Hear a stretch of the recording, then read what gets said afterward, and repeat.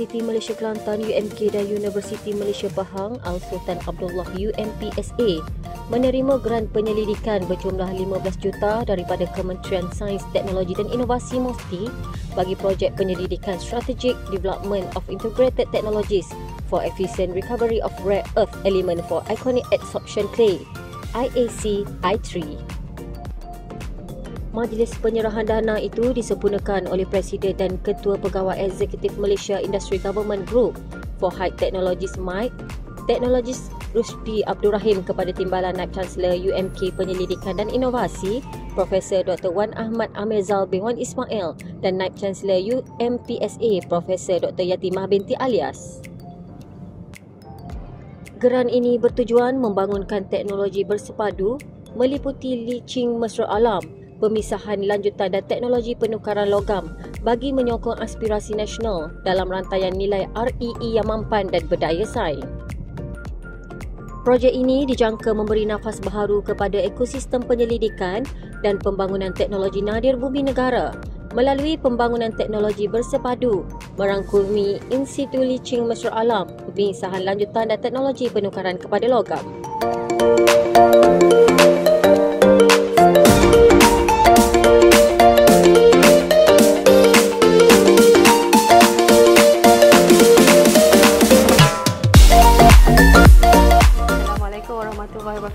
Alhamdulillah, setelah 2 hari berlangsung 24 hingga ke 25 hari bulan 11 2025, kita telah mengakhiri SMART 2025 dengan ataupun dikenali sebagai Seminar on Mineral Resources and Technology dengan tim yang berbeza pada tahun ini, iaitu Innovating Sustainability in Rare Earth Processing Technology. Alhamdulillah, kita di seminar ini kita telah mengumpulkan pelbagai agensi, academician, industri yang bersama-sama kita pada seminar ini untuk sharing the idea, sharing the knowledge about REE. Alhamdulillah. Di samping itu juga seminar ini telah berlangsungnya penyerahan grant yang kita UMK telah menerima dan saya sebagai ketua grant, kita terima dana daripada MOSTI yang dinamakan SRF APP sebanyak 15 juta, di mana projek ini kita bekerjasama dengan UMPSA untuk membangunkan teknologi REE.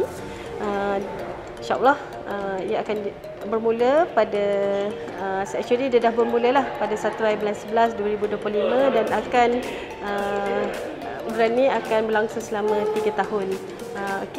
Jadi saya berterima kasih lah kepada MIGH selaku tuan rumah yang bersedia menyediakan tempat dan rumah untuk program SMART 2025 ini. Saya juga mengucapkan terima kasih kepada strategic collaborator, kepada sponsor, kepada ahli-ahli, peserta, presenter yang hadir pada kedua-dua hari ini, dan terima kasihlah semuanya tak terhingga. Dan Alhamdulillah, terima kasih juga kepada anak-anak saya daripada GRADE, Gold Rare Earths and Material Technopreneur Center yang telah banyak meluangkan masa, tenaga dalam membangunkan grade ini. Terima kasih sekali lagi. Dan terima kasih juga kepada perasmi CEO MIGH, Encik Rusdi, dan kepada TNCPI kita yang telah hadir daripada hari pertama sampai kedua Prof Amirzal yang bersama-sama menyokong program kami pada 2 hari ini. Terima kasih sekali lagi. Assalamualaikum warahmatullahi wabarakatuh.